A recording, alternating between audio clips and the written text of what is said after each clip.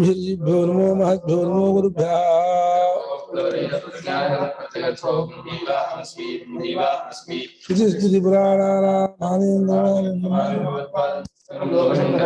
शंकरं शंकराचार्यं केशवं बादरायणं सूत्रभाष्यकृतो वन्दे भगवन्तो पुनः वन्दे सच्चिदानन्दं देवरीं महामतिं वेदान्तार्घ्यं सदाहं सम्प्रदायज्ञं श्री श्री सच्चिदानन्देन्द्र श्री महागुरुभ्यो नमः ब्रह्मा यावदप्ಪ यस्य ब्रह्मविदः अमतम् अभिज्ञातम् यस्य ब्रह्मविदः अमतम् अभिज्ञातम् अभिदितं ब्रह्मेति मतम् यस्य ब्रह्मविदः अमतम् अभिज्ञातम् अभिदितं ब्रह्मेति मतम् अभिप्रायः निश्चयः तस्य मतम् ज्ञातम् सम्यक् ब्रह्म इत्यभिप्रायः ಯಾವ ಬ್ರಹ್ಮಜ್ಞಾನಿಗೆ ಬ್ರಹ್ಮವಿದಃ ಅಂದ್ರೆ ಯಾವ ವಿಭಕ್ತಿ ಶ್ರೇಷ್ಠ ವಿಭಕ್ತಿ ಯಾವ ಬ್ರಹ್ಮಜ್ಞಾನಿಗೆ ಅದು ಮತವಲ್ಲ ಅದು ತಿಳಿಯಲ್ಪಡುವಂಥದ್ದಲ್ಲ ಗೊತ್ತಾಗುವಂಥದ್ದಲ್ಲ ವಿಷಯವಾಗಿ ಗೊತ್ತಾಗುವಂಥದ್ದಲ್ಲ ಅಂತ ಹೇಳಿ ಗೊತ್ತಾಗಿದೆಯೋ ಅದು ಒಂದು ಗೊತ್ತು ಮಾಡ್ಕೊಳ್ಳೋ ಪ್ರಕಾರ ಈಗ ಗೊತ್ತಾಗೋದಲ್ಲ ಅಂತ ಗೊತ್ತು ಮಾಡ್ಕೊಳ್ಳೋದು ಅದು ಗೊತ್ತು ಮಾಡುವಿಕೆ ಹೊರತು ಇದೂ ಗೊತ್ತು ಮಾಡ್ಕೊಳ್ಳೋದು ಗೊತ್ತಾಗುವಿಕೆ ಅಲ್ಲ ಗೊತ್ತು ಮಾಡ್ಕೊಳ್ಳೋ ಪ್ರಕಾರ ಅಲ್ಲ. ಹಾಗಾಗಿ ಅಮತ ಅವಿಜ್ಞಾತ ಅವಿದಿತ ಎಲ್ಲ ಒಂದೇ ಅರ್ಥ. ಅದಕ್ಕೆ ಅರ್ಥ ಮೂಲ ಪದಕ್ಕೆ ಅಮತ ಅಂತಿದೆ, ಅವಿಜ್ಞಾತ ಅವಿದಿತ ಅಜ್ಞೇಯಂ ಅಂತ ಜ್ಞೇಯವಲ್ಲದ್ದು ಅಂತ. ಬ್ರಹ್ಮವ ಜ್ಞೇಯವಲ್ಲದ್ದು ಯಾಕೆ ಜಪ್ತಿ ಸ್ವರೂಪ ಅರಿವಿನ ಸ್ವರೂಪ ನಮ್ಮ ಅಂತ ಹೇಳಿ ಗೊತ್ತಾಗಿದೆಯೋ ಅಭಿಪ್ರಾಯವಾಗಿದೆಯೋ ನಿಶ್ಚಯವಿದೆಯೋ ಹೌದು ಇದಮಿತ್ತಮ್ ಅಂತ ಪಡೆದೇ ಇರುವಂಥದ್ದು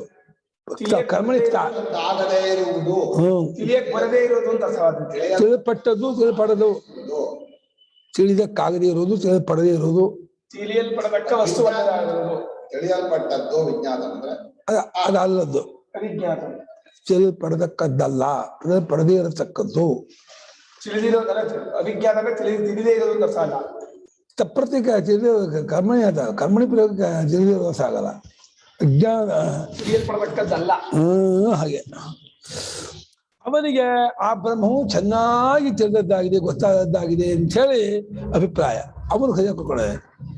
ಹೀಗೆ ಯಾವ ಇದು ತ್ಯಜಾನ್ ವಿಜಾನಾದಿ ಹಾಗೆ ಹೀಗೆ ತಿಳಿದು ಬರೋದಲ್ಲ ಗೊತ್ತು ಮಾಡ್ಕೊಳ್ತಾರಲ್ಲ ಅದೇ ಗೊತ್ತು ಮಾಡ್ಕೊಳ್ಳೋ ಪ್ರಕಾರ ಮಾಡೋರಿಗೆ ಆಗಲ್ವಾ? ನನಗೊಂದು ಜ್ಞಾಪಕ ಬಂತು, ನೀವ್ ಹೇಳಿದ್ರಲ್ಲ ಮೈಸೂರು ಗುರುಗಳು ಹೇಳೋದು ಜ್ಞಾಪಕ ಇಲ್ಲ. ಕೇರಳದಲ್ಲಿ ಒಂದು ದೇವಸ್ಥಾನದ ಸುತ್ತಲೂ ಒಬ್ಬ ಮನುಷ್ಯ ಬಹಳ ದಿವಸ ಗೊತ್ತಾಗ್ಲಿಲ್ಲ ಅಂತಾನೆ ಭಜನೆ ಮಾಡ್ತಾ ಇದ್ದಂತೆ ತುಂಬಾ ವರ್ಷ ಕಾಲ. ಒಂದ್ ದಿವ್ಸ ಹುಚ್ಚುಚ್ಚಂಗೆ ಗೊತ್ತಾಯ್ತು ಅಂತ ಶುರು ಮಾಡ್ಬಿಟ್ಟಂತೆ. ಹಿಡ್ಕೊಂಡು ಏನಪ್ಪ ಗೊತ್ತಾಯ್ತು ಅನ್ನಂತ, ಅದು ಗೊತ್ತಾಗಲ್ಲ ಅದ್ ಗೊತ್ತಾಯ್ತು ಅನ್ನಂತ. ಯಾರು ಅದೊಂದು ತಮಿಳ್ನಾಡಲ್ಲಿ ಕೇರಳದಲ್ಲಿ ಕಥೆ ಈ ತರ ಹೇಳ್ತಾರಂತೆ. ಯಾವನ ಬ್ರಹ್ಮನ ತಿಳ್ಕೋಬೇಕು ಅಂತ ನೋಡ್ತಾ ಇದ್ದ, ಗೊತ್ತಾಗಲ್ಲ ಅಂತ ದಿನ ಇದು ಮಾಡಿ ಸುತ್ತಾನೆ ಇದ್ದಂತೆ ದೇವಸ್ಥಾನನ. ಗೊತ್ತಾಗಿಲ್ಲ ಅನ್ನ ಅವನು ಗೊತ್ತಾಗಿಲ್ಲ ಅಂತ ಗೊತ್ತಾಗ್ತಿದ್ದು ಅಲ್ಲ ಗೊತ್ತಾಯ್ತು ಅಂದಂತೆ. ಏನ್ ಗೊತ್ತಾಯ್ತಪ್ಪ ಅಂದ್ರೆ ಅದು ಗೊತ್ತಾಗೋದಲ್ಲ ಅದು ಗೊತ್ತಾಯ್ತು ಅಂತ. ಗೊತ್ತಾಗೋದಲ್ಲ ಗೊತ್ತಾಯ್ತು, ಗೊತ್ತಾಗಿರೋದು ಆಲ್ರೆಡಿ ಗೊತ್ತಾಗಿರೋದು ಗೊತ್ತಾಯ್ತು.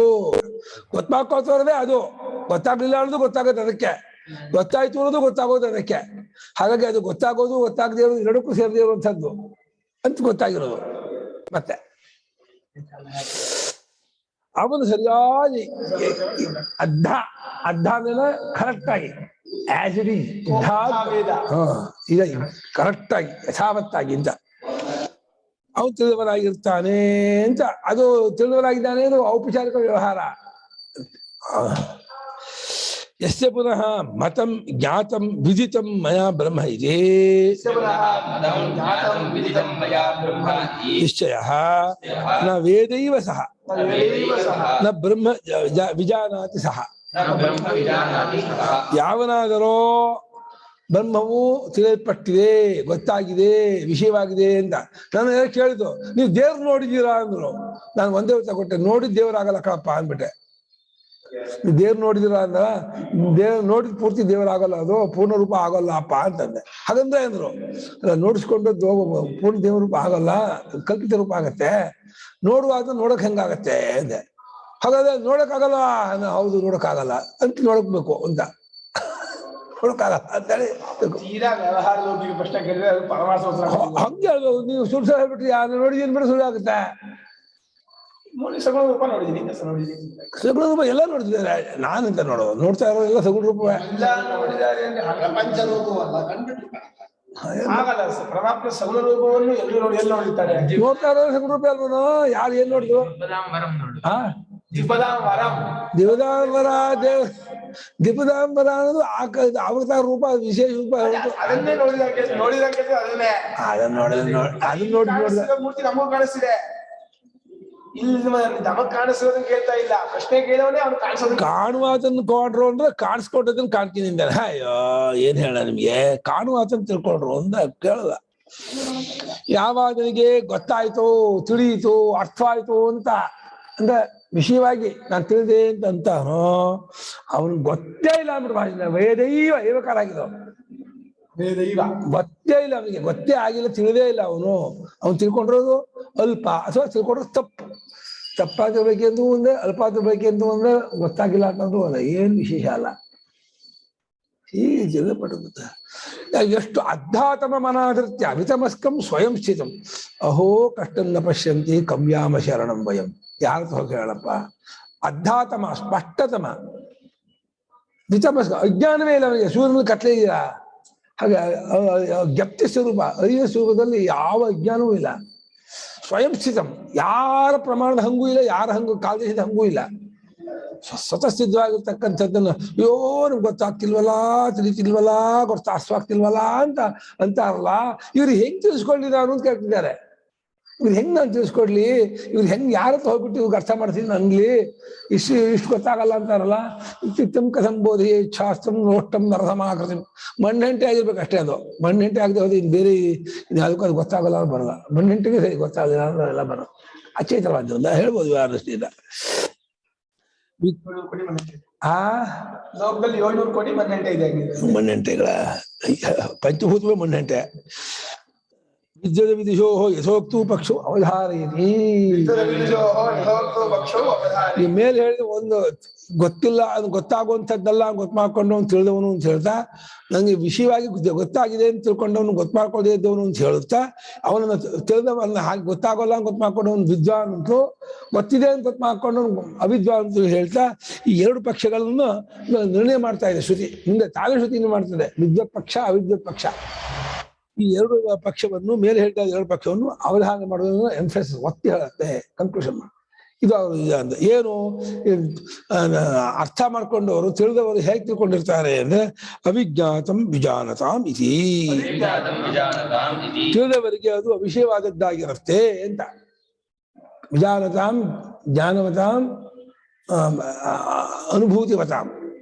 ಯಾರು ಅನುಭವದಲ್ಲಿ ಕಂಡುಕೊಂಡವರಾಗಿರ್ತಾರೋ ಅದಕ್ಕೆ ಅವ್ರಿಗೆ ಅವಿಜ್ಞಾತ, ಅವಿಷಯಭೂತ, ಅವಿಜ್ಞೇಯ ಅಂತ ಆಗಿರುತ್ತೆ.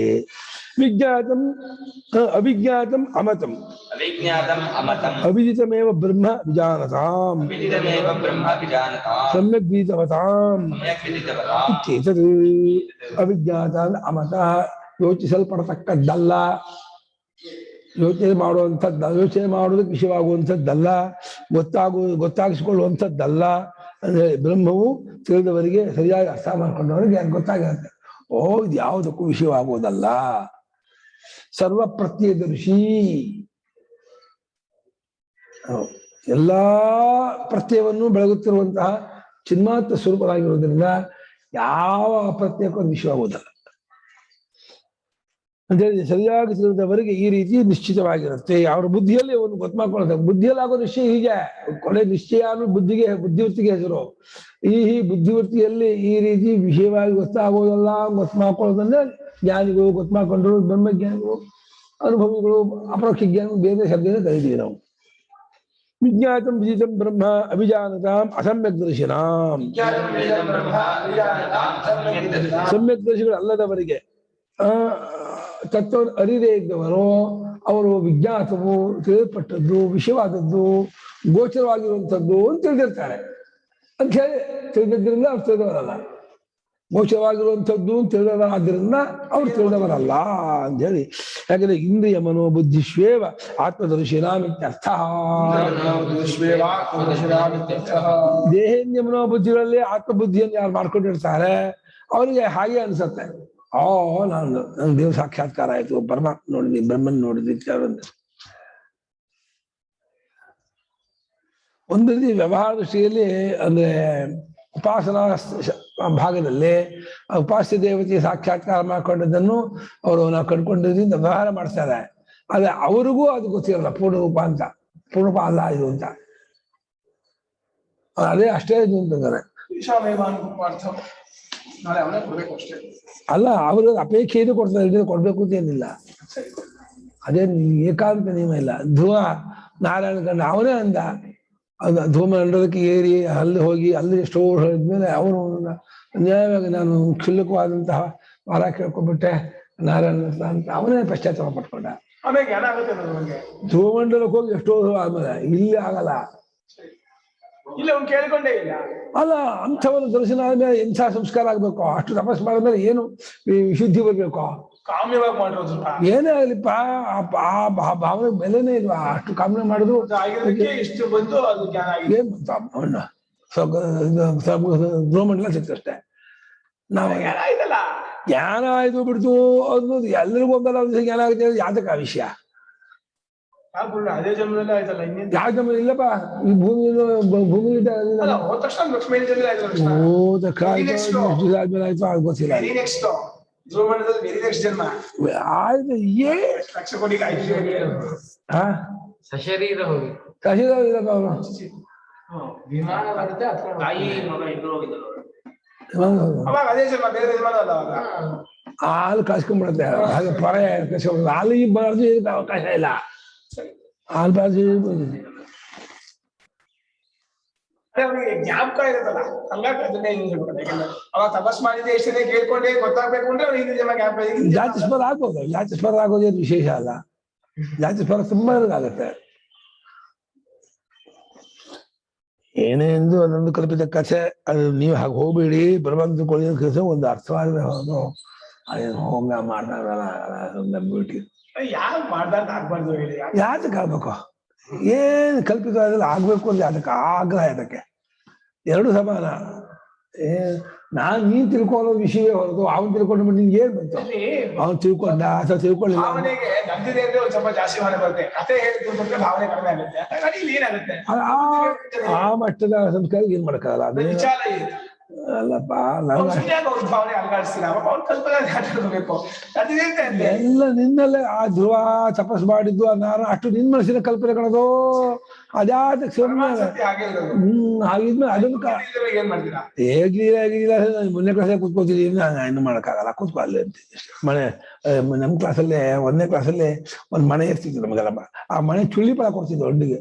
ಅದು 2 ಹಲ್ಗೆ ಸೇರಿಸಿದ್ದು, ಹೀಗೆ ಇದಾಗ್ತಿತ್ತು, ಚುಚ್ಚು ಬಿಡ್ತಿತ್ತು. ಅದು ಹಾಗೆ ಜಾಯಿಂಟ್ ಜಾಗದಲ್ಲಿ ಎದ್ದು ಬಿಡ್ತಿದ್ವಿ, ಖುಷಿಬಿಟ್ಟು ಅಯ್ಯೇ ಅದು ಸುಳಿ ಮಾಡ್ಕೊಂಡು ಇರ್ಬೇಕಲ್ಲಿ.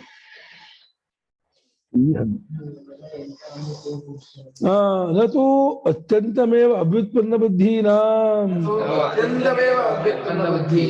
ಅಭಿಜಾನತಾಮ್ ಅಂದ್ರೆ ತಿಳಿದೇ ಇದ್ದವರು ಅಂತಂದ್ರೆ ದನ ಕಾಯೋರು ಕುರಿ ಕಾಯೋರು ಅಂತ ಸಾಲ. ಷಟ್ಶಾಸ್ತ್ರ ಪಂಡಿತರು, ಉಪಾಸಕರು, ಅದೇಹ ನಾನು ಬುದ್ಧಿ ಉಳ್ಳವರು, ಒಳ್ಳೆ ವಿದ್ಯಾಭ್ಯಾಸ ಶಾಸ್ತ್ರಾಧ್ಯಯನ ಛಲ ಮಾಡಿದ್ದಾರೆ, ಉಪಾಸಕರಾಗಿದ್ದಾರೆ, ಕರ್ಮಗಳು ಮಾಡಿದ್ದಾರೆ, ಒಳ್ಳೆ ಇದಾಗಿದ್ದಾರೆ. ಅವರು ಕೂಡ ನಮ್ಗೆ ವಿಜ್ಞಾತವಾಯಿತು, ಗೋಚರವಾಯಿತು, ವಿಷಯವಾಯಿತು ಅಂತ ಅರ್ತ್ಕೊಂಡವರಾದ್ರೆ ಅವರು ಇದೇ ಇದ್ದವರು ಅಂತ ಹೇಳ್ತಾ, ಅವರು ಅಜ್ಞಾನರು ಅಭಿಜಾನತರು ಅಂದ್ರೆ ಅಜ್ಞಾನಿಗಳು ಅಂತಂದ್ರೆ ಬೇರೇನು ತಿಳುವಳಿಕೆ ಮುಕುಂದ ತರಹ ಅಂತ ಅನ್ಕೊಂಡಿ. ಆ ತರಹ ಏನು ಅನಕ್ಷರಸ್ಥರು ಏನು ಮಾಡದೇ ಇದ್ರು ಅಂತ ಅರ್ಥ ಅಲ್ಲ. ಯಾಕಂದ್ರೆ ನೈತೇಶ ವಿಜ್ಞಾತಂ ಅಸ್ಮಾಭಿ ಬ್ರಹ್ಮ ಇತಿ ಮತದ್ ಭವತಿ, ಅದು ಇರಲ್ಲ ಅವರಿಗೆ. ಅತ್ಯಂತ ಪ್ರಾಕೃತರಿಗೆ, ಅತ್ಯಂತ ಜನರಿಗೆ ನಮ್ಗೆ ಬ್ರಹ್ಮ ಗೊತ್ತಾಯ್ತು ಅನ್ನೋ ಬುದ್ಧಿಯೂ ಇರಲ್ಲ ಅವ್ರಿಗೆ. ಗೊತ್ತಾಗೇ ಇರಲಿ, ಹೌದು, ಆ ಬ್ರಹ್ಮ ವಿಚಾರವೇ ಗೊತ್ತಿರಲ್ಲ ಅವ್ರಿಗೇನು. ಅಶನಾಭಿಭಾಸೇವ ಅಥೇತರೇಷಾಂ ಅಭಿಜ್ಞಾನಂ, ಅಥೇತರೇಷಾಂ ಪಶೂನಾಂ ಅಶನಾಭಿಭಾಸೇವ ಅಭಿಜ್ಞಾನಂ, ಅಷ್ಟೇ ಅವರಿಗೆ. ತಿನ್ನೋದು, ಕುಡಿಯೋದು, ದಿನ ಕಳೆಯೋದು ಅಷ್ಟೇ ಹೊರತು ತತ್ವ ವಿಚಾರ, ಪರಮಾರ್ಥ ವಿಚಾರ, ಆತ್ಮ ವಿಚಾರ ಅದು ತಲೆ ಹಚ್ಕೊಂಡು ಇರೋವ. ಇಂಥ ಅನ್ಯಾಯ, ಇಂಥ ದೌರ್ಭಾಗ್ಯ ಅಂದ್ರೆ ಇಂಥ ದಿವ್ಯವಾದ ಮಾನುಷ ಜನ್ಮ ಪಡ್ಕೊಂಡು, ಅತ್ಯಂತ ಶ್ರೇಷ್ಠವಾದ ಮಾನುಷ ಜನ್ಮ ಪಡ್ಕೊಂಡು ಕೇವಲ ಉದಂಭರಿಯಾಗಿ ಹೊಟ್ಟೆ ಬಾಕರಾಗಿ ಕೇವಲ ಅನ್ನಪಾನಾದಿಗಳ ಜೀವನ ಕಳ್ಕೊಂಡ್ಬಿಟ್ಟ ಅಂದ್ರೆ ಇಂಥ ಸುವರ್ಣಾವಕಾಶ ಕಳ್ಕೊಂಡ. ಗೋಲ್ಡನ್ ಆಪರ್ಚುನಿಟಿ ಅಂತ ಇಂಗ್ಲಿಷಲ್ಲಿ ಸುವರ್ಣ. ದುರ್ಲಭಂ ತೈಮೇವೇತಿ. ಅತ್ಯಂತ ಕಷ್ಟ ಸಾಧ್ಯ ಇದು. ಜಂತುವಿನ ನರಜನ್ಮ ದುರ್ಲಭ ತಾರ ಅಂದ್ರು. ದುರ್ಲಭೇಶು ಅತ್ಯಂತ ದುರ್ಲಭಂ ದುರ್ಲಭ ತಾರಂ. ಅಂತ ಜನ್ಮ ಪಡ್ಕೊಂಡು ಬರೀ ಆರ್ಸಿಜ ಮಾಡ್ತೀನಿ, ಬ್ರಹ್ಮತ್ನ ಮಾಡ್ತೀನಿ, ದುಡ್ಡು ತಗೊಳ್ತೀನಿ, ತಿಂತೀನಿ, ಮಾಡ್ತೀನಿ ಹಾಯ ಭ್ರಾಂತಿಯೇ.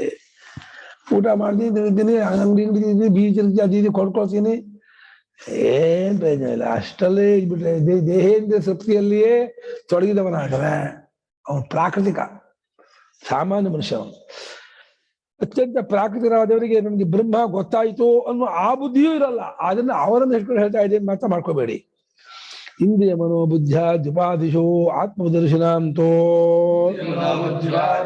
ಬುದ್ಧುಪಾದಿಶು ಬ್ರಹ್ಮೋಪಾಧಿ ವಿವೇಕ ಅನುಪಲಂಭಾತ್ ಬುದ್ಧ್ಯ ದ್ಯುಪಾಧೇಶ್ಚ ವಿಜ್ಞಾತತ್ವಾ ವಿದಿತಂ ಬ್ರಹ್ಮ ಇತ್ಯುಪಪದ್ಯತೆ ಭ್ರಾಂತಿ ಇತ್ಯತಃ. ವಾಕ್ಯ ಇದೆಯಾ? ವಾಕ್ಯ ಬೇಡ ಅಂತ ಹೇಳಿದ್ದಾರೆ. ಇತ್ಯತಃ ವಾಕ್ಯ ಶುರು ಆಗಲ್ಲ ಎಲ್ಲವೇ. ಅಸಮ್ಯಕ್ ದರ್ಶನಂ ಪೂರ್ವಪಕ್ಷತ್ವೇನ ಉಪನ್ಯಸ್ಯತೆ ವಿಜ್ಞಾತಮವಿಜಾನತಾಮಿತಿ. ಇಂದ್ರಿಯ ಮನೋಬುದ್ಧಿಗಳೆಂಬ ಉಪಾಧಿಗಳಲ್ಲಿಯೇ ಆತ್ಮದರ್ಶಿಗಳು ಅದಷ್ಟೇ ತಾವು ಕಾಣೋರು. ದ್ರಷ್ಟುಂ ಶೀಲಂ ಯಶಾಂತೆ ದರ್ಶಿನಃ ತೇಷಾಂ ದರ್ಶಿನಾಂ. ಇಂದ್ರಿಯ ಮನೋಬುದ್ಧಿ ಇಷ್ಟೇ. ನಾನು ಅಂದ್ರೆ ಸ್ವಯಂಶ ಅವನು ಬಿಲ್ಟಪ್ ಅಂತಾನೆ. ಹೇಗಿದ್ದೀನಿ ನೋಡಿ, ಅವಾಗ ನಾನು ತುಂಬಾ ಜೋರಾಗಿದ್ದೀನಿ, ಬಾಡಿ ಒಳ್ಳೆ ಬಿಲ್ಟಪ್ ಆಗಿದೆ, ಬಹಳ ಎತ್ತರವಾಗಿದ್ದೀನಿ, ಕಟ್ಟಮಟ್ಟಾಗಿದೆ, ಕಸ್ತಮಸ್ತಾಗಿದ್ದೀನಿ ಅಯ್ಯಪ್ಪ ಅಂತೆ. ಆ ಹೆಣ ಹೇಗಿದೆ ಅಂತಾರೆ ಏರರಿಗೆ. ಅದು ಹೆಣ, ಅದು ಬದುಕಿದಾಗ ಹೆಣ, ಅದು ಸತ್ಮೇಲದ ಹೆಣ, ಇದೇ ಹೆಣ ಅದು. ಇವರು ನರಸಿಂಹಮೂರ್ತಿಗಳು, ಕಾರ್ಯ ನರಸಿಂಹಮೂರ್ತಿಗಳು 60 ವರ್ಷ ಶಾಂತಿ ಮಾಡ್ಕೊಳ್ತೀರಿ ಅಂತ ಹೇಳ್ಬಿಟ್ಟು ಅವರು ಒಂದು ಮೂರ್ತಿ ಇದ್ದಾರೆ ಬೆಂಗಳೂರಲ್ಲಿ. ಇವರು ಮೂರ್ತಿಯವರು, ಇವರು ಯಾವ ಮೂರ್ತಿಯವರು, ನೂಲೇಂದ್ರ ಮೂರ್ತಿ. ಅವ್ರಿಗೆ ಒಂದು ಕಾಗದ ಹಾಕಿದ್ರು, ಸುಬ್ರಹ್ಮಣ್ಯಗೂ ಹಾಕಿದ್ರು.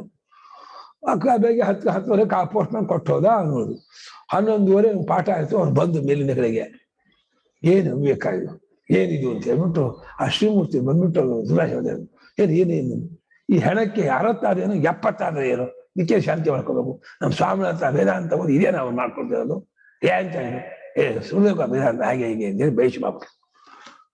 ಅಲ್ಲ, ಆ ಶಿಷ್ಯರು ಮಕ್ಕಳು ಅವ್ರು ಮಾಡಿಸ್ತಾ ಇರೋದು, ಅದಕ್ಕೆಲ್ಲ ನಾವ್ಯಾಕೆ ಅಷ್ಟೊಂದು ಆಗ್ರಹ ಪಡಬೇಕು? ಅವ್ರಿಗೆ ಆ ಇದಿದೆ ಇಲ್ಲ, ನಾವ್ ಹೆಂಗ್ ತೀರ್ಮಾನ ಮಾಡೋದು?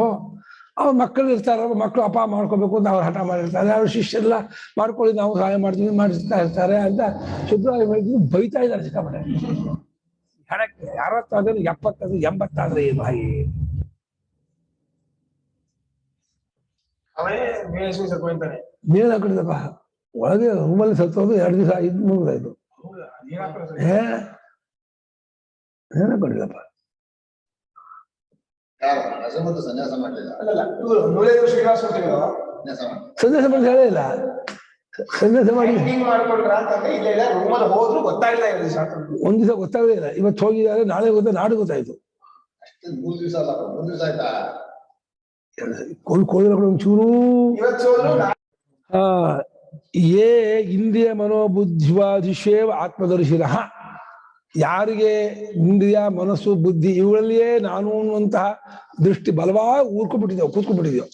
ಆತ್ಮಾಭಿಮಾನ ದೇಹ ಬಿಟ್ಟಿದ್ದಾರೆ. ದೇಹೇಂದ್ರಿಯ ಮನೋಬುದ್ಧಿಶು ಅಂತ ಸೇರ್ಕೊಂಡು ದೇಹೇಂದ್ರಿಯ ಮನೋಬುದ್ಧಿಗಳಲ್ಲಿಯೇ ಆತ್ಮತ್ವಾಭಿಮಾನ ಯಾರಿಗೆ ಬಲವಾಗಿ ಊರಿದೆಯೋ ಆ ರೀತಿ ಕಂಡುಕೊಳ್ಳುವರೋ ಆ ದರ್ಶಿಗಳಿದ್ದಾರಲ್ಲ ಅವರಿಗೆ ಬ್ರಹ್ಮಕ್ಕೂ ಆ ಉಪಾಧಿಗೂ ವಿವೇಕವೂ ಅವರು ಕಂಡು ಬಂದಿಲ್ಲವಾದ್ರಿಂದ, ವಿವೇಕವಾಗಿ ಅವ್ರು ತಿಳ್ಕೊಂಡಿಲ್ಲವಾದ್ರಿಂದ ಬ್ರಹ್ಮೋಪಾಧಿ ವಿವೇಕ ಅನುಪಲಂಭ ಬ್ರಹ್ಮಣ ಉಪಾದೇಶ ವಿವೇಕ ಅನುಪಲಂಭಾನಗೆ ಬ್ರಹ್ಮಕ್ಕೂ ಉಪಾಧಿಗೂ ವಿವೇಕವಾದಂತಹ ಒಂದು ಉಪಲಂಭಾನ ಅರಿವು ಜ್ಞಾನ ಅದು ಅವ್ರಿಗೆ ಇಲ್ಲವಾದ್ದರಿಂದ, ಅವ್ರು ಕಂಡುಕೊಳ್ಳಿಲ್ಲವಾದ್ದರಿಂದ ಅವರು ಬುದ್ಧಾದುಪಾಧಿಗಳಲ್ಲಿಯೇ ಆತ್ಮಭಾವ ಇರೋದ್ರಿಂದ ಅವರಿಗೆ ವಿಜ್ಞಾತತ್ವ ಭ್ರಾಂತಿ ಉಂಟಾಗತ್ತೆ. ಇದನ್ನ ಅಂದ್ಕೊಳ್ಳೋದು ಬ್ರಹ್ಮ ತಿಳ್ಕೊಂಡದ್ದೇ. ಪೂರ್ವರೂಪ ಅಲ್ಲ. ದೃಷ್ಟ ಆತ್ಮೇತಿ ಮನ್ಯತೆ ಅಂತ ಇದರಲ್ಲಿ ಉಪದೇಶಾಸಿಯಲ್ಲಿ ಚಂಚ ಮೂಢಂಚ ಯಜ್ಜನ್ಯ ಪ್ರತ್ಯಯಂ ವೇತ್ಕಿನೋ ದೃಶೇ ಅಂತ ಮುಂದೆ ಶ್ಲೋಕ. ಅಲ್ಲಿ ಸಾಧಕನಾದವನು ಈ ಅಂತಃಕರಣಕ್ಕೂ ತನಗೂ ವಿವೇಕ ಮಾಡಿಕೊಂಡು ಈ ಸೂಕ್ಷ್ಮವಾಗಿರ್ತಕ್ಕಂಥ ಸಾತ್ವಿಕವಾಗಿರೋ ಆತ್ಮರೂಪ ಇದೆಯಲ್ಲ ತಾನಮ್ಮ ರೂಪ, ಅದನ್ನೇ ತನ್ನ ನಿಜ ರೂಪ ಅಂದ್ಕೊಂಡ್ಬಿಡ್ತಾನೆ. ಅದು ತನ್ನ ರೂಪ ಅಲ್ಲ, ಅದನ್ನು ಬಿಟ್ಕೊಂಡು ಅಂತಃಕರಣದ ರೂಪ.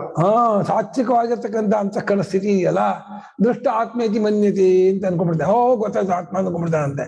ಅದು ಭ್ರಾಂತಿ ಅಂತ ಹೇಳ್ತಾ ಇದ್ದಾರೆ. ಬುದ್ಧ್ಯಾದುಪಾಧೇಶ್ಚ ಅನುಪಲಂಭಾತ್.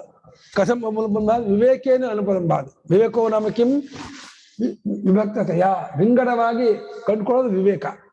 ಆ ರೀತಿ ಕಂಡುಕೊಳ್ಳದೆ ಇರೋರಾಗಿರುತ್ತಾರಾದ್ದರಿಂದ ಯಾರೋ ಆ ರೀತಿ ಕಂಡುಕೊಂಡವರು ದೇಹೇಂದ್ರಿಯ ಮನೋಬುದ್ಧಿಗಳಲ್ಲಿ ಆತ್ಮತ್ವ ಬುದ್ಧಿ ಉಳ್ಳವರು ತಮಗೂ ದೇಹೇಂದ್ರಿಯ ಮನೋಬುದ್ಧಿಗೂ ವಿವೇಕವನ್ನು ಮಾಡಿಕೊಳ್ಳದೆ ಇದ್ದವರಾಗಿರುತ್ತಾರಾದ್ದರಿಂದ ಅವರಿಗೆ ಈ ರೀತಿ ಭ್ರಾಂತಿ ಉಂಟಾಗುತ್ತೆ. ವಿದಿತ ಬ್ರಹ್ಮ ಅನ್ನುವಂತಹ ಭ್ರಾಂತಿ ಹೊಂದತ್ತೆ ಅಂತ. ಆದ್ದರಿಂದ ಇತ್ಯತಃ ಈ ಕಾರಣದಿಂದ ಅವರು ಅಸಮ್ಯಕ್ ದರ್ಶನವು, ಅವರ ದರ್ಶನವು ಅಸಮ್ಯಕ್ ದರ್ಶನ, ತಪ್ಪಾದ ದರ್ಶನ ಎಂಬುದಾಗಿ ಅವರನ್ನು ಪೂರ್ವ ಪಕ್ಷವಾಗಿ ಇಟ್ಕೊಂಡು ಹೇಳ್ತಾ ಇದ್ದಾರೆ. ಇದು ಯಾರೋ ಒಬ್ಬ ವ್ಯಕ್ತಿ ಹೇಳ್ತಾ ಇದ್ದಾರೆ, ಯಾರೋ ಮತದವರು ಹೇಳ್ತಾ ಇದ್ದಾರೆ ಅನ್ಕೋಬೇಡಿ. ಈ ರೀತಿ ತಿಳ್ಕೊಂಡವರೆಲ್ಲ ತಪ್ಪು ತಿಳ್ಕೊಂಡವರು, ಅದು ಪೂರ್ವ ಪಕ್ಷ ಅಂತ ನಮಗೆ ತಿಳಿಸ್ಕೊಳ್ತಾ ಇದೆ.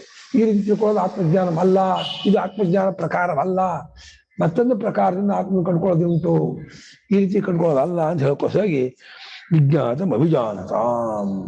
ಅವರಿಗೆ ಅಜ್ಞಾನಿಗಳಿಗೆ ಬ್ರಹ್ಮ ವಿಜ್ಞಾತವಾಗಿದೆ, ತಿಳಿಯಲ್ಪಟ್ಟಿದೆ, ಗೊತ್ತಾಗಿದೆ ಅಂತ ಭ್ರಾಂತಿ ಉಂಟಾಗಿರುತ್ತೆ. ಅಥವಾ ಹೇತ್ವರ್ಥ ಉತ್ತರಾರ್ಧ ಅವಿಜ್ಞಾತ ಇತ್ಯಾದಿ. ಅದು ಹೀಗೂ ಅರ್ಥ ಮಾಡಿ, ಯಸ್ಯ ಮತಂ ತಸ್ಯ ಮತಂ ಮತಂ ಯಸ್ಯ ವೇದ, ಅಲ್ಲಿಗೆ ಆಯ್ತು ಉಪದೇಶ.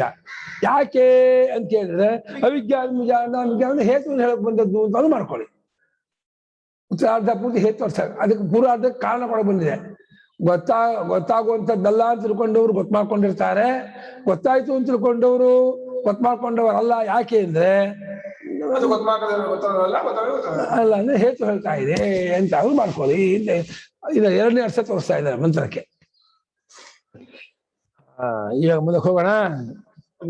ಅವಿಜ್ಞಾತಂ ವಿಜಾನತಾಂ ಇತ್ಯವಧೃತಂ. ತಿಳಿದವರು ಕಂಡ್ಕೊಂಡವರು ಅದು ಗೊತ್ತಾಗುವಂಥದ್ದಲ್ಲ ಅಂತ ತಿಳ್ಕೊಂಡಿರ್ತಾರೆ ಅಂತ ಹೇಳಿ ನಿರ್ಣಯ ಮಾಡಿದ್ದಾಯ್ತು. ಯದಿ ಬ್ರಹ್ಮ ಅತ್ಯಂತಮೇ ಅವಿಜ್ಞಾತಂ ಲೌಕಿಕಾನಾಂ ಬ್ರಹ್ಮವಿದಾಂಚ ಅವಿಶೇಷ ಪ್ರಾಪ್ತಃ. ಅದಕ್ಕೆ ಹೀಗೆ ಅರ್ಥ ಮಾಡಲ್ಲ.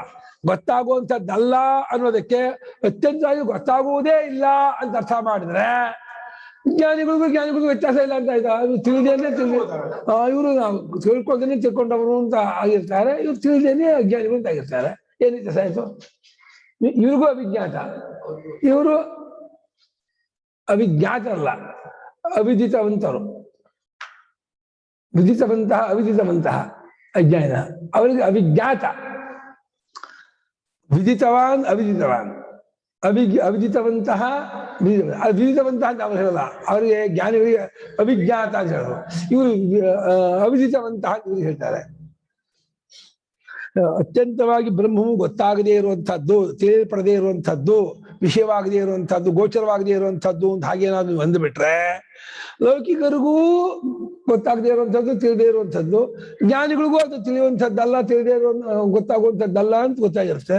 ಇವರಿಬ್ಬರು ಏನ್ ವ್ಯತ್ಯಾಸ ಆಯ್ತು? ಇಬ್ರು ಒಂದೇ ಕ್ಯಾಟಗರಿಗೆ ಆಗ್ಬಿಟ್ಟು ಸೇರ್ಬಿಟ್ರಲ್ಲ, ಒಂದೇ ತರ ಆಗ್ಬಿಟ್ರಲ್ಲ ಅವರಿಬ್ರು ಅಂತ ಈ ರೀತಿ ಪೂರ್ವಪಕ್ಷ ಬಂದು ಒದಗಿತು, ಸಂದೇಹ ಬಂದು ಒದಗಿತು. ಅವಿಜ್ಞಾತ ವಿಜಾನತಾಂ ಪರಸ್ಪರ ವಿರುದ್ಧಂ. ಇದು ಪಾಯಿಂಟ್ ನಂಬರ್ 2. ಈ ಎರಡನೇ ಇದು ಹೇತು ಅಲ್ಲ, ಗೊತ್ತಾಗುವಂಥದ್ದಲ್ಲ ಅಂತೆ ಗೊತ್ತು ಮಾಡ್ಕೊಂಡಿರ್ತಾರಂತೆ. ಅದೇನ್ರಿ ವಿಜಾನತ ಅಂದ್ರೆ ಅಳಿತವರು ಗೊತ್ತಾಗುವಂಥದ್ದಲ್ಲ ಅಂತ ಹೇಳಿ ಹೇಳ್ತಿರ್ತಾರೆ, ಅವ್ರಿಗಿಂತ ಗೊತ್ತಾಗಿರುತ್ತೆ. ಈ ಲೆಕ್ಕ ಅರ್ಥ ಆಗೋದಲ್ಲ ಅಂತಂದ್ರೆ ಅರ್ಥ ಲೆಕ್ಕ ಗೊತ್ತಾಯ್ತಿದ್ದಾರೆ ಸರ. ಈ ಲೆಕ್ಕ ಅರ್ಥ ಆಗೋದಲ್ಲ. ಏನು 36 ಕುದುರೆ, 9 ಕಂಬ, ಎಲ್ಲಕ್ಕೂ ಸಮಸಂಖ್ಯೆಯಲ್ಲಿ ಕಟ್ಟಬೇಕು, ಎಲ್ಲ ಕಂಬಕ್ಕೂ ಕಟ್ಟಬೇಕಪ್ಪ. ಎಷ್ಟಲ್ಲಿ ಕಟ್ಟು? ಒಂದಕ್ಕೆ 20 ಅಲ್ಲಲ್ಲ, ಸಮಸಂಖ್ಯೆಯಲ್ಲಿ ವಿಷಮ ಸಂಖ್ಯೆ ಉಲ್ಟಾ ಹೇಳ್ಬಿಟ್ಟೆ. ವಿಷಮ ಸಂಖ್ಯೆ ಕಟ್ಟಬೇಕು, ಎಲ್ಲಕ್ಕೂ ವಿಷಮ ಸಂಖ್ಯೆಯಲ್ಲಿ ಕಟ್ಟಬೇಕು, ಎಲ್ಲ ಕಂಬಕ್ಕೂ. ಎಷ್ಟಲ್ಲೂ ಕಟ್ಟು, ಒಂದಕ್ಕೆ 27 ಕಟ್ಟು, ಒಂದಕ್ಕೆ 20 ಕಟ್ಟು, ವಿಷಮ ಸಂಖ್ಯೆಯಲ್ಲಿ 9 ಸಂಖ್ಯೆ 9ಕ್ಕೂ ಕಟ್ಟಬೇಕು. 9 ಕಂಬ 36 ಕುದುರೆ. ಇಲ್ಲಿ ಅದು ಉರ್ತಾ ಇಲ್ಲ, ಇದಕ್ಕೆ ಉತ್ಸವ ಲೆಕ್ಕ ಇದು. ಸುಮ್ಮನೆ ಇದು ಮಾಡ್ಕೊಳಕ್ಕೆ 2 ಕಂಬ ಕಟ್ಕೊಳ್ಳಿ ಸಮಸಂಖ್ಯೆ ಉಳಿಯುತ್ತೆ. 2 ಬೆಸ ಸೇರಿದ್ರೆ ಏನಾಗುತ್ತೆ? ಅವಾಗ 8ಕ್ಕೆ 7 ಆಯ್ತು, 2 4 ಇನ್ನು ಸಮಾನ ಉಳಿಯೋದು, ವಿಷಮ ಉಳಿಯಲ್ಲ. ಏನ್ ಮಾಡೋದು ವಿಷಮ ಸಂಖ್ಯೆನ ಎಲ್ಲಕ್ಕೂ ಕಟ್ಟಕ್ಕಾಗಲ್ಲ. 9 ಕಂಬ ಆದ್ರೆ ಆಗತ್ತ ಅಂತ ಹೇಳಿ ಅರ್ಥ ಆಗಿಲ್ವಾ? 2 ಸಮ ಸೇರಿದ್ರೆ ಹೇಳ್ತಾಳೋ 2 ಬೆಸ, 2 ಬೆಸ ಸೇರಿದ್ರೆ ಸಮ ಆಗತ್ತೆ. ಅವಾಗ 8ಕ್ಕೆ ಎಷ್ಟಾಗುತ್ತೆ? 4 ಸಮ ಆಯ್ತು. ಇನ್ನು ಉಳಿಯೋದೇನು? ಸಮಾನ ಉಳಿಯುತ್ತೆ. ಏನ್ ಮಾಡಿದ್ರು ಬೆಸ ಉಳಿಯಲ್ಲ. ಅಷ್ಟು ಕಂಬಕ್ಕೂ ಕಟ್ಲೇಬೇಕು ಅಂತ.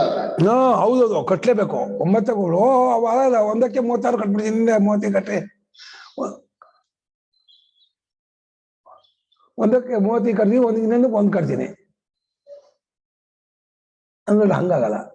ಬೆಸದಲ್ಲಿ ಬೆಸ ಮುಗಿಸಕ್ ಆಗದೇ ಇಲ್ಲ. 9 ಅನ್ನೋದು ಬೆಸ ಸಂಖ್ಯೆ ಆದ್ರಿಂದ ಬೆಸದಲ್ಲಿ ಬೆಸ ಮುಗಿಸ್ಬೇಕು ಅಂದ್ರೆ ಪೂರ್ಣಾಂಕ ಬೆಸ ಆಗಿರ್ಬೇಕು, ಸಮ ಆಗಿದ್ರೆ ಆಗಲ್ಲ. ಈಗ ಹೊಳಿದ ಬಾಯರಿಗೆ ಬರಲ್ಲ. 9 ಬಂದು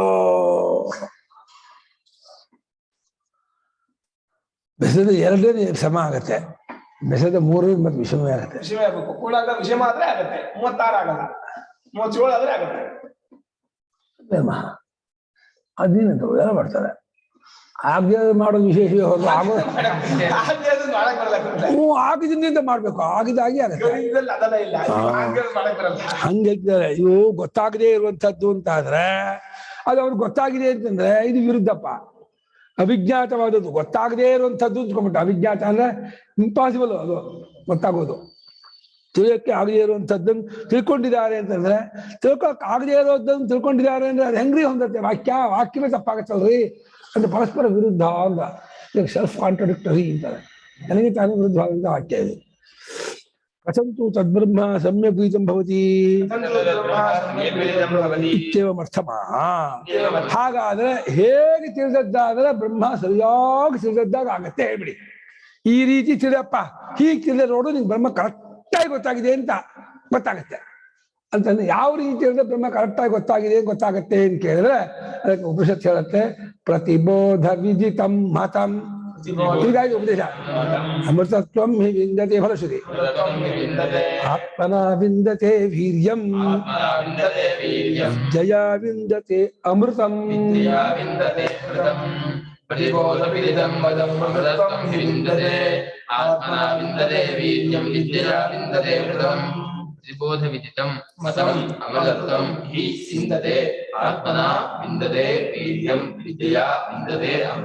ಈ ಮಂತ್ರ ಕೇನೋಪನಿಷತ್ತಿನ ಹಾರ್ಟ್ ಮಂತ್ರ ಇದು, ಹೃದಯ ಇದು.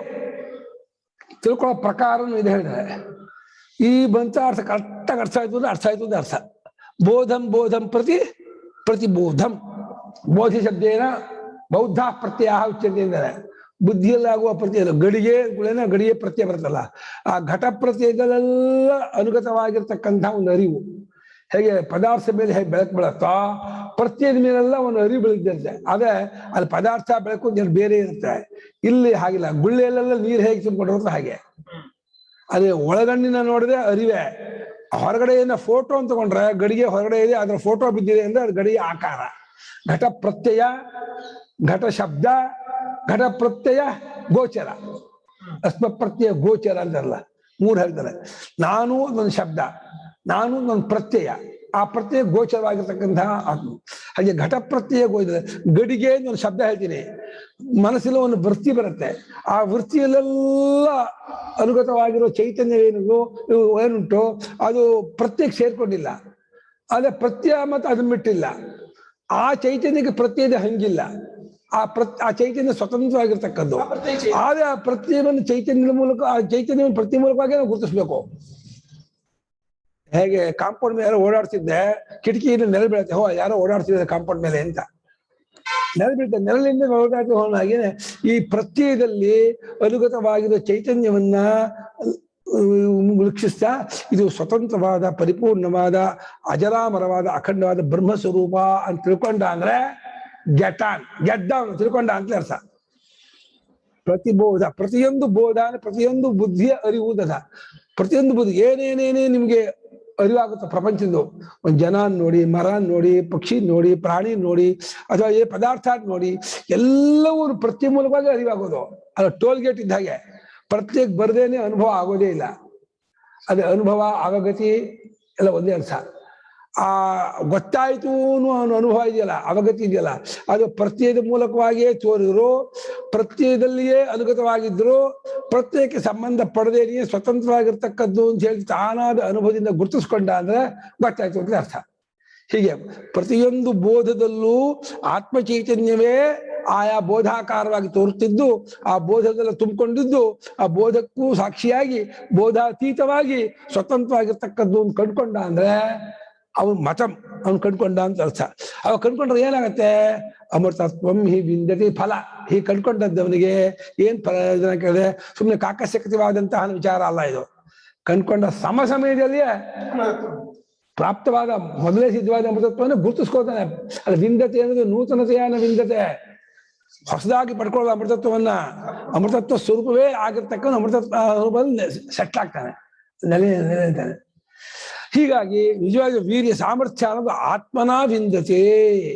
ವೀರ್ಯಂ ನಮ್ಮ ಬಲಂ, ಸಾಮರ್ಥ್ಯಂ ಆತ್ಮಸ್ವರೂಪದಿಂದಲೇ ಹಂಗೆ ಅನ್ನಪಾನಾದಿಗಳಲ್ಲೂ ನಿಜವಾದಂತಹ ವೀರ್ಯ ಬಲ ಸಾಮರ್ಥ್ಯ ಬರಲ್ಲ, ಇಲ್ಲಿರ್ಬೋದು. ಆಮೇಲೆ ಅಮೃತತ್ವವನ್ನ ವಿದ್ಯೆಯ ವಿಂದತೆ ಅಮೃತಂ.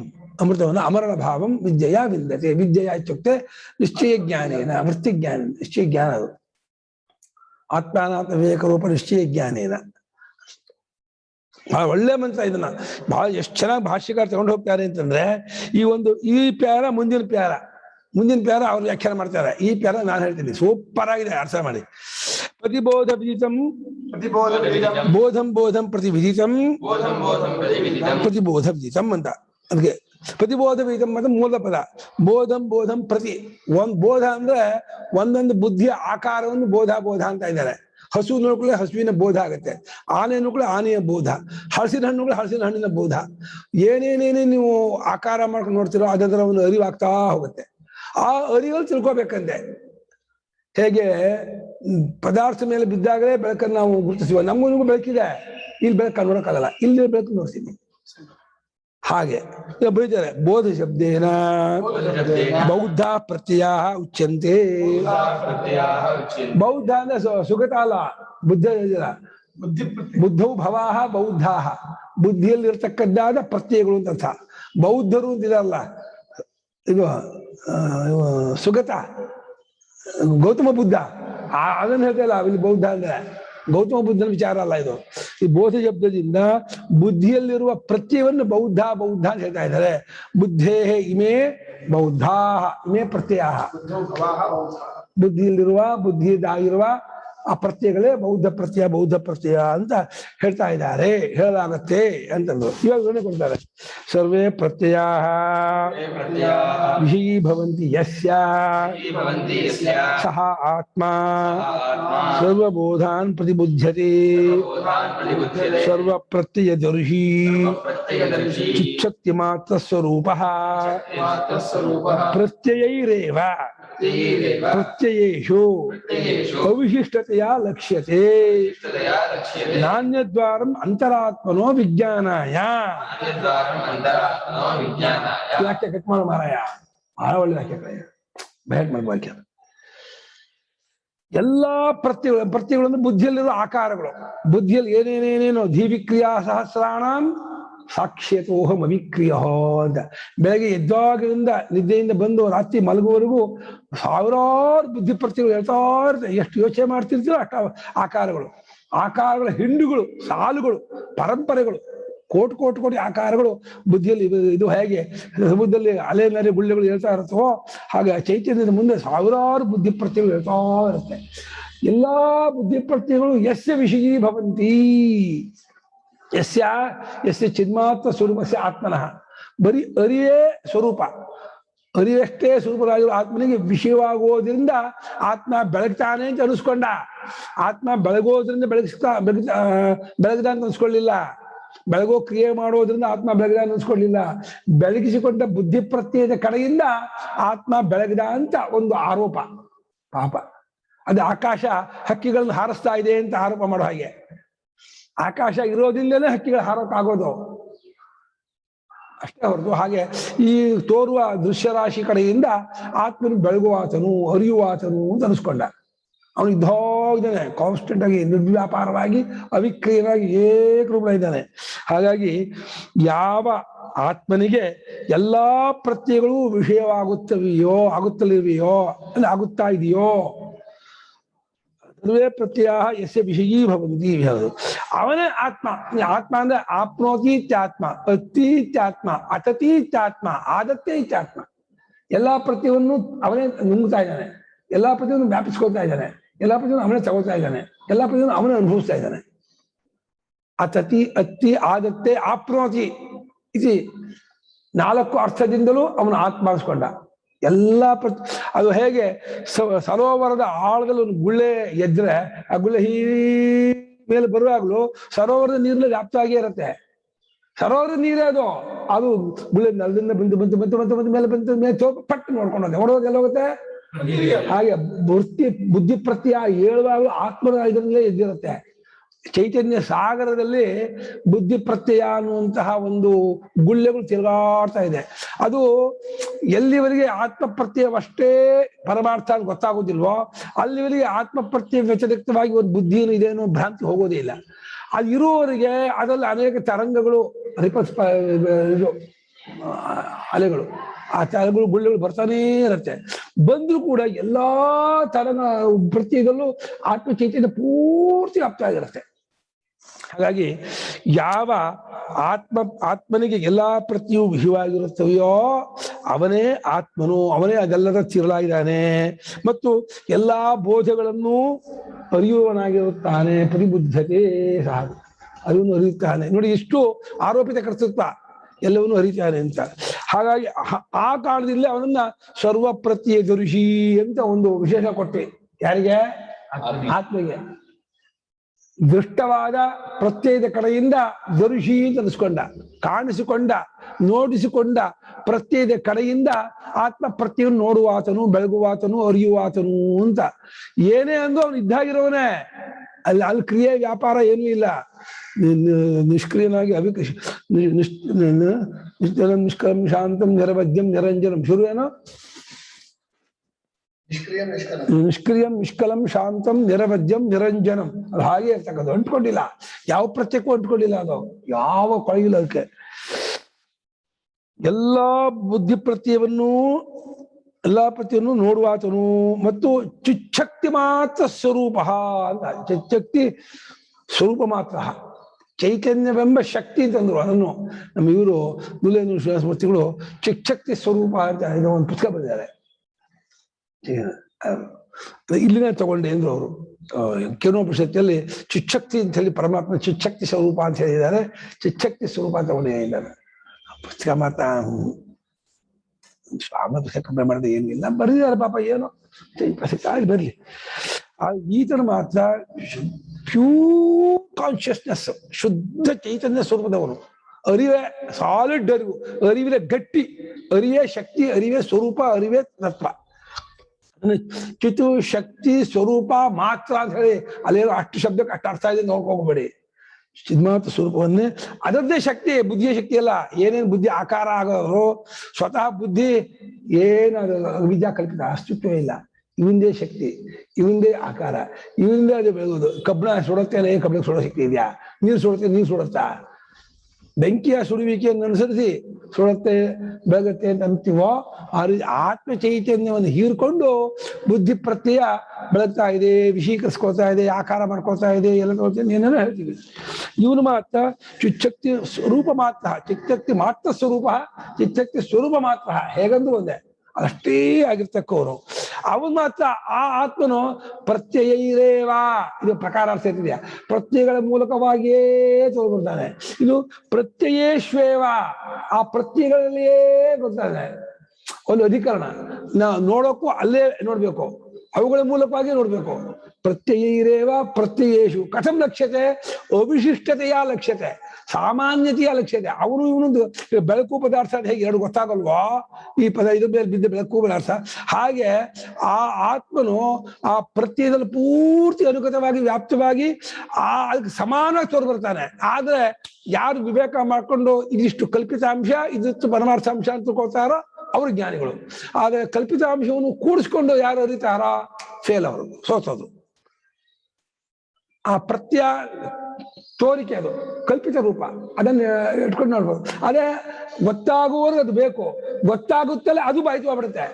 ಹೇಗೆ ಹಾವನ್ನು ಇಟ್ಕೊಂಡೆ ಹಗ್ಗವನ್ನು ತಿಳ್ಕೊಳ್ತೀವೋ, ಹಾವು ನೋಡ್ದೇವೆ ಹಗ್ಗ ಗೊತ್ತಾಗಲ್ಲ, ಹಾವಿನ ಮೂಲಕವಾಗಿ ಹಗ್ಗಕ್ಕೆ ಹೋಗ್ಬೇಕೋ ಹಾಗೆ ಕಲ್ಪಿತವಾದ ಪ್ರತ್ಯಯಗಳ ಮೂಲಕವಾಗಿ ಅಕಲ್ಪಿತವಾದ ಪರಮಾರ್ಥವಾದ ಸ್ವರೂಪವನ್ನ ಇವುಗಳ ಮೂಲಕವಾಗಿ ಇದಕ್ಕೆ ಸಮಾನ ಸೇರ್ಕೊಂಡು ಹೊರ ತೋರ್ಬಿಡ್ತಾನೆ, ಅವಿಶಿಷ್ಟವಾಗಿ ತೋರ್ಬಿಡ್ತಾನೆ. ಇದು ಬಿಟ್ಟು ಬಿಟ್ರೆ ನಾಣ್ಯ ದ್ವಾರ ಅಂತರಾತ್ಮನೋ ವಿಜ್ಞಾನಾಯ, ನಾನು ಯಾವ ಶಾಸ್ತ್ರವನ್ನು ಇಟ್ಕೊಳ್ಳಲ್ಲ, ಪ್ರತ್ಯವನ್ನು ಇಟ್ಕೊಳ್ಳಲ್ಲ, ಉಪದೇಶವನ್ನು ಇಟ್ಕೊಳ್ಳಲ್ಲ, ಏನು ಇಟ್ಕೊಳ್ಳಲ್ಲ, ತಿಳ್ಕೊಕ್ಕಾಗೋದೇ ಇಲ್ಲ. ಸುಷುಪ್ತಿ ತಿಳ್ಕೊಕ್ಕಾಗಲ್ಲ, ಅವ್ಯಾಕೃತದಲ್ಲಿ ತಿಳ್ಕೊಕ್ಕಾಗಲ್ಲ ಆತ್ಮರನ್ನ. ಈ ಎಚ್ಚರಕ್ಕೆ ಬಂದೇ ತಪ್ಪಲಿಕೆಯಲ್ಲಿ ಇದ್ಕೊಂಡೇ ತಪ್ಪಲಿಕೆಯನ್ನು ಬಿಡ್ಬೇಕು. ಇದು ಜೋಕಾಲಿ ಆಡುತ್ತಲೇ ಆಡ್ಕೊಂಡು ಜೋಕಾಲಿ ಬಿಟ್ಟು ಇದನ್ನ ಜೋಕಾಲಿ ಹಾಕೋಬೇಕು. ಇಲ್ಲೇ ಇದನ್ನ ಬಿಟ್ಟು ದಾರಕ್ಕೆ ಹಾಕ್ಬೇಕು. ಅವ್ನ ಕಾಲು ಹಿಡ್ಕೋಬೇಕಾದ್ರೆ ಇವನು ಜೋಕಾಲಿ ಹೋಗ್ತಾ ಇರ್ತಾನೆ, ಅವ್ನು ಹತ್ತು ಮಕ್ಕಳು ಇದನ್ನ ಬಿಟ್ಟು ಅದನ್ನ ಕಾಲು ಹಿಡ್ಕೊಂಡ್ಬಿಡ್ತಾನೆ, ದಾರ್ಸ್ಕೊಂಡ್ಬಿಡ್ತಾನೆ.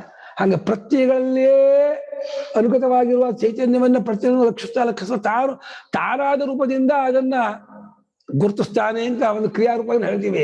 ತಾನಾಗಿ ಉಳಿಯೋದನ್ನೇ ಗುರುತಿಸ್ತಾನೆ ಅಂತ ಹೇಳ್ತೀವಿ.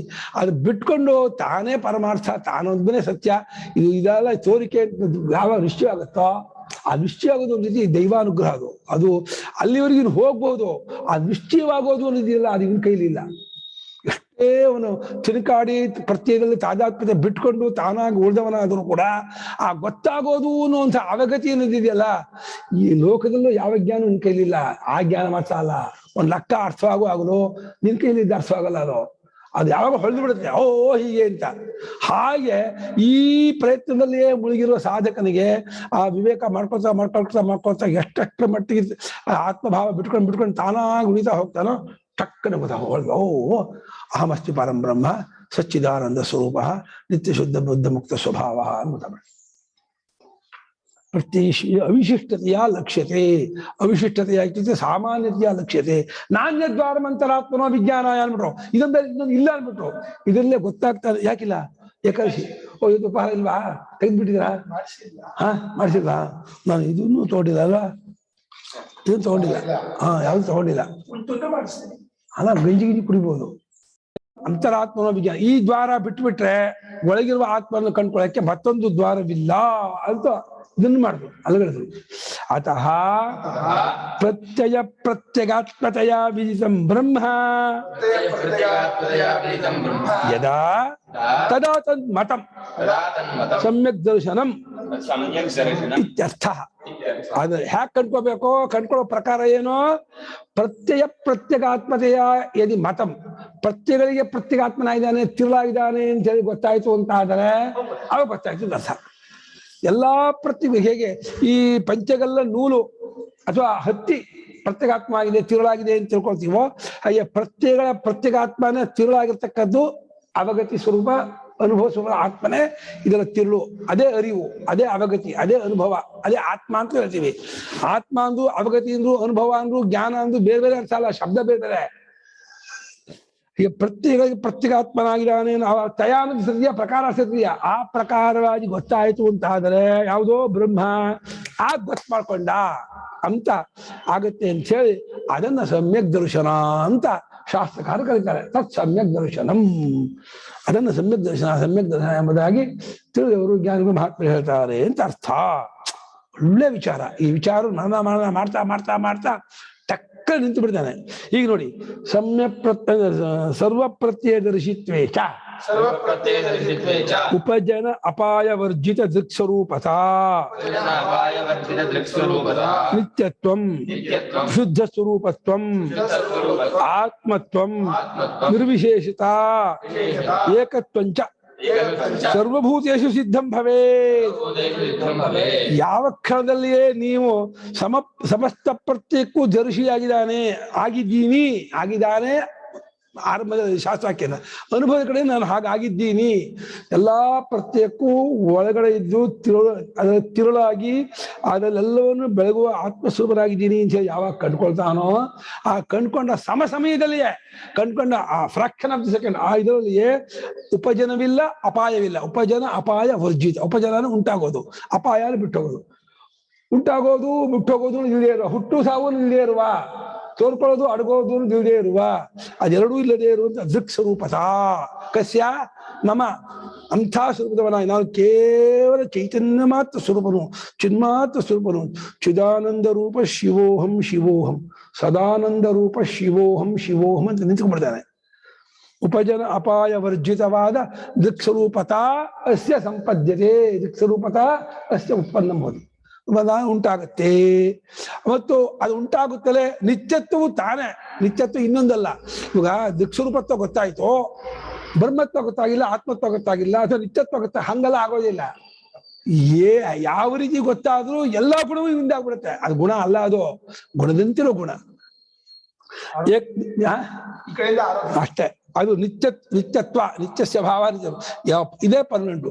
ಇದು ಎಲ್ಲ ಅವಸ್ಥೆಗಳೇ ತೋರಿ ಮರೆಯಾಗುವಂಥದ್ದು, ಹಾರಿ ಹೋಗುವಂಥದ್ದು. ಹಾರುತ್ತೆ, ಹೋಗುತ್ತೆ, ತೋರುತ್ತೆ, ಮರೆಯಾಗುತ್ತೆ. ಇವನು ಮಾತ್ರ ಜಗ್ಗಲ್ಲ, ಅಲುಗಾಡೋದಿಲ್ಲ. ಏಕರೂಪವಾಗಿ ಪರಿಪೂರ್ಣವಾಗಿ ಅಖಂಡವಾಗಿ ಸ್ವಚ್ಛಿದಾನಂದ ಸ್ವರೂಪನಾಗಿದ್ದಾನೆ ಅಂತ ಹೇಳಿ ಗೊತ್ತಾಗುತ್ತಾ ವಿಶುದ್ಧ ಸ್ವರೂಪ. ಆಕಾಶವು ಕೊಳೆ, ಆಕಾಶಕ್ಕಿಂತ ಶುದ್ಧ ಸ್ವಚ್ಛ. ಆಕಾಶದಲ್ಲೂ ಶಬ್ದ ಗುಣಕತ್ವ ಇದೆ, ದೃಶ್ಯತ್ವ ಇದೆ. ಆ ದೃಶ್ಯತ್ವವೂ ಇಲ್ಲದ ಯಾವ ಗುಣವೂ ಇಲ್ಲದಿರತಕ್ಕಂತಹ ಪರಿಶುದ್ಧ ಸ್ವರೂಪ ಅಂದ್ರೆ ಅದು ಪರಿಶುದ್ಧ ಸ್ವರೂಪ ಅನ್ನೋದು ಈ ಕೊಳೆ ನಿಟ್ಕೊಂಡು ಹೇಳಿದ್ದು. ಅದು ಒಂದೇ ಅದ್ವಿತೀಯವಾದ ಸ್ವರೂಪ. ಅದೇ ಸರ್ವಕ್ಕೂ ಆತ್ಮ, ಆತ್ಮತ್ವ, ಆತ್ಮನೋಭಾವ, ಆತ್ಮತ್ವ ಎಲ್ಲಕ್ಕೂ ಆತ್ಮ ತಿರುಳಾಗಿರ್ತಕ್ಕದ್ದು. ಮತ್ತು ನಿರ್ವಿಶೇಷತ, ಯಾವ ಜಾತಿ ದ್ರವ್ಯ ಗುಣ ಕ್ರಿಯಾ ಸಂಬಂಧ ಯಾವ ವಿಶೇಷ ಇರತಕ್ಕದ್ದು. ಮತ್ತು ಏಕತ್ವ, ಒಂದೇ ಆಗಿರ್ತಕ್ಕ, ದ್ವಿತೀಯವಾಗಿ ಒಂದೇ ಆಗಿರ್ತಕ್ಕದ್ದು. ಎಲ್ಲಾ ಭೂತಗಳು ಅದು ಏಕತ್ವ. ಸಮಸ್ತ ಭೂತಗಳು ಸಮೋಹಂ ಸರ್ವಭೂತೇಶು ಖಂಡಿತ ಸಮದರ್ಶನ, ಎಲ್ಲಾ ಭೂತಗಳು ಏಕತ್ವವಾಗಿದೆ ಅಂತ ಹೇಳಿ ಈ ರೀತಿ ಅವನಿಗೆ ಅದು ಅನುಭವ ಸಿದ್ಧವಾಗ್ಬಿಡುತ್ತೆ ಅಂತ ಇದ್ದಾರೆ. ಗೊತ್ತಾಗುತ್ತಲೇ ಈ ಅನುಭವ ಸೆಟ್ಲ್ ಆಗ್ಬಿಡ್ತಾನೆ, ಈ ಅನುಭವದಲ್ಲಿ ನಿಂತು ಬಿಡ್ತಾನೆ. ಅದು ಅವನಿಗೆ ಸಿದ್ಧವಾಗುತ್ತೆ, ಅದು ಅವನಿಗೆ ಗೊತ್ತಾಗುತ್ತೆ. ಏನೇ ಹೇಳಿದ್ರು ಅದು ಅನುಭವ ಒಂದೇ.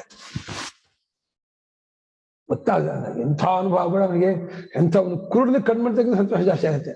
ಅರೆ ನಾನು ಹೀಗಿದ್ದವನ ಅಂತ, ನಾನು ಇಷ್ಟು ದಿವಸನು ನಾನು ಹೇಗೋ ಇದ್ದೀನಿ, ಈ ರೀತಿ ಇರ್ತಕ್ಕಂಥ ಸಂಸಾರಿ ಕಷ್ಟ ಹೋಗ್ತಾ ಅನ್ಕೊಂಡು ಸುಮ್ಮನೆ ಒದ್ದಾಡ್ತಾ ಇದ್ನಲ್ಲ, ಎಂಥ ಮುಟ್ಟಾಳ ನಾನು, ನನಗೆ ಯಾತಕ್ಕೆ ಬಂತು ಈ ವಿವೇಕ ಅಂತೇಳಿ ಅವಾಗ ಅವನಿಗೆ ದುಃಖ ಆಗುತ್ತಂತೆ. ಇಷ್ಟು ದಿವಸ ಗೊತ್ತಾಗಲಿಲ್ವಲ್ಲ ಇದು ಅಂಥೇಳಿ ಗೊತ್ತಾದ್ಮೇಲೆ ಅದು ಮುರುಕ ಪಡ್ತಾನಂತೆ. ಅಯ್ಯೋ ಗೊತ್ತಾಗ ಇಷ್ಟು ದಿವಸ ಗೊತ್ತಾಯ್ತಲ್ಲ ಅಂತ.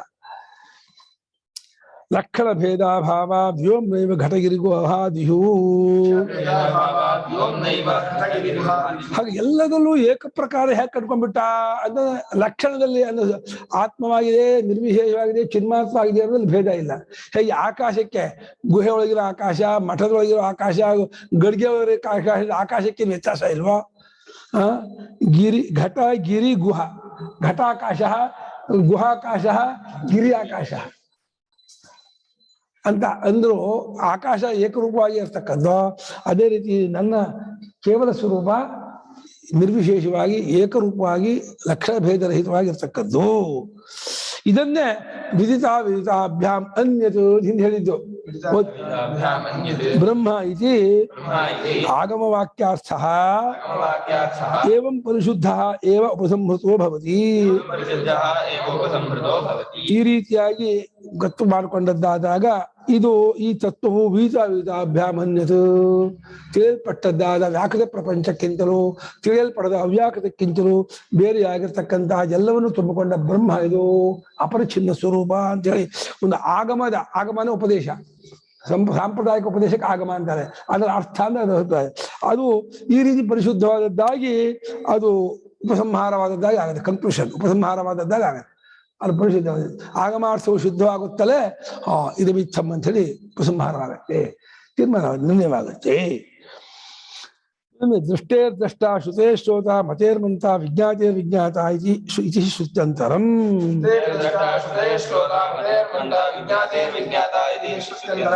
ಅವನು ದೃಷ್ಟಿಗೂ ದ್ರಷ್ಟವಾಗಿದ್ದಾನೆ, ಶ್ರುತಿಗೂ ಶ್ರೋತವಾಗಿದ್ದಾನೆ, ಮತಿಗೂ ಮಂತ್ರವಾಗಿದ್ದಾನೆ ಅಂತ ಹೇಳಿ ಈ ರೀತಿ ಇದನ್ನೇ ಹೇಳ್ತಾ ಇರೋದು.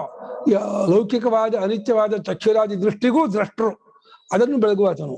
ಹಾಗೆ ಲೌಕಿಕವಾದ ಬುದ್ಧಿಯ ಮತಿಗೂ ಮಂತ್ರ, ಆ ಬುದ್ಧಿಯ ಮನನವನ್ನು ಮನನ ಮಾಡುವಾತನು, ತಿಳಿಯುವ ಬುದ್ಧಿಯನ್ನು ತಿಳಿಯುವಾತನು ಅಂತೇಳಿ ಈ ರೀತಿ ಬೃಹದಾರಣ್ಯಕ ಶ್ರುತಿ ಇದನ್ನೇ ಈ ಪ್ರಕಾರವಾಗಿ ಹೇಳಿದೆ. ಎಲ್ಲವೂ ಕೊನೆಗೆ ಇಲ್ಲಿಯೇ ಪರಿಸಮಾಪ್ತಿ ಆಗೋದು, ಇಲ್ಲೇ ಕೊನೆ ಆಗೋದು. ಇದು ಗೊತ್ತಾಗುತ್ತಲೇ ಕೃತಕೃತ್ಯನಾಗ್ಬಿಡ್ತಾನೆ, ಕೃತಾರ್ಥ ಆಗ್ಬಿಡ್ತಾನೆ. ಎಂಥ ಅವನಿಗೆ ಕಣ್ಕೊಟ್ಟಂಗೆ ಆಗ್ಬೇಡ, ಎಂಥ ಅನುಭವ ಆಗ್ಬೇಡ. ಇದುವರೆಗೆ ಇದ್ದಂತಹ ಸಾಮಾನ್ಯ ಲೌಕಿಕ ಅನುಭವಕ್ಕೂ ಈ ಶಾಸ್ತ್ರಜನಿತವಾದ ವಿಜ್ಞಾನ ಉಂಟಾದ ಅನುಭವಕ್ಕೂ ಸರುಷಭ ಪರ್ವತಯೋರಿವೆ ವ್ಯತ್ಯಾಸ. ಸರುಷಭ ಪರ್ವತ ಸಾಸಿವೆ ಕಾಲಕ್ಕೂ ಬೆಟ್ಟಕ್ಕೂ ವ್ಯತ್ಯಾಸ. ಅಯ್ಯೋ ಹೇಗಿದ್ದದ್ದು ಹೇಗಾಗ್ಬಿಟ್ಟೆ ನಾನು ಅಂತ. ಈ ಸುತ್ಯಂತರ ಯದಾ ಪುನಃ ಇನ್ನು ಯಾಕೆಂದ್ರೆ ಇದು ಈ ಮಾತ್ರ ಬೇಡ. ಅಮ್ಮ ಇನ್ನು 2 ನಿಮಿಷ ಇದೆ, ಈ ಬ್ಯಾನ ಶುರು ಆಗುತ್ತೆ, ಇದು ಆಗಲ್ಲ. ಅವ್ರ ಮುಂದಕ್ಕೆ ಮಾಡ್ತಾರೆ.